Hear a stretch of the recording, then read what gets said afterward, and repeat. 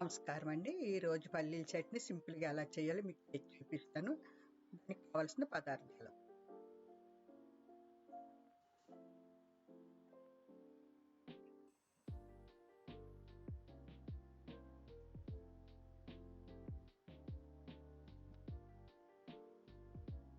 ముందుగా గ్యాస్ వెలిగించి బాండి పెట్టి పల్లీలు వేసుకుని దాన్ని బాగా ఫ్రై చేయాలండి. బాగా అంటే బాగా బ్రౌన్ కలర్ రాకూడదు, కలర్ వచ్చే వరకు ఫ్రై చేసుకోవాలి, లేకపోతే చట్నీ టేస్ట్ బాగోదు. తర్వాత కరివేపాకు వేయాలి. కరివేపాకు కూడా ఎక్కువసేపు ఆగనివ్వకండి. తీసేసుకుని వెంటనే గ్యాస్ ఆఫ్ చేయండి. ఇప్పుడు చల్లారిపోయిన పల్లీల్ని తీసుకుని ఆ పొట్టంతా పై పొట్టంతా తీసివేయండి. పొట్టు ఉంటే కనుక చట్నీ మీకు వగరు వస్తుంది, బాగుండదు.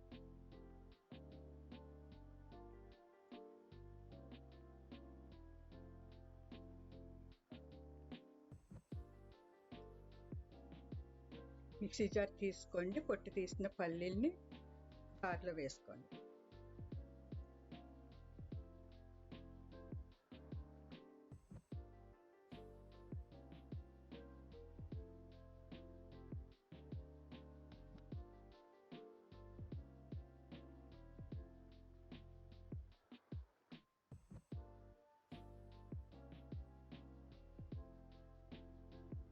ఎండుమిర్చి, పచ్చిమిర్చి, జీలకర్ర, కరివేపాకు, వెల్లుల్లిపాయ, ఉప్పు. మిక్సీ జారు పెట్టుకోండి.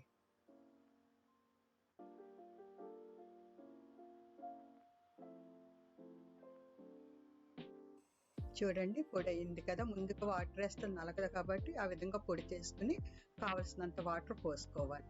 వాటర్ కూడా ఎక్కువ పోయకండి.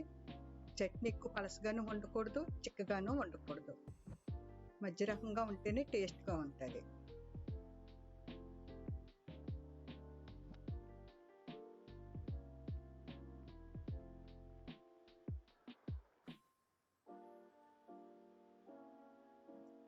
ఇప్పుడు కలిగిన చట్నీని ఒక బౌల్లోకి తీసుకోండి.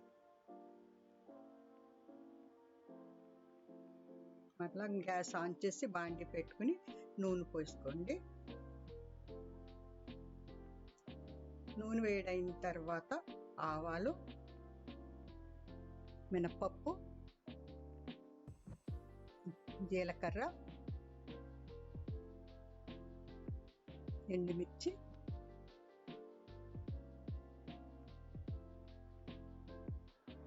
కరివేపాకు వేసుకుని ఆ తాలింపుని మనం చేసుకున్న పచ్చడిలో వేసేసుకోండి.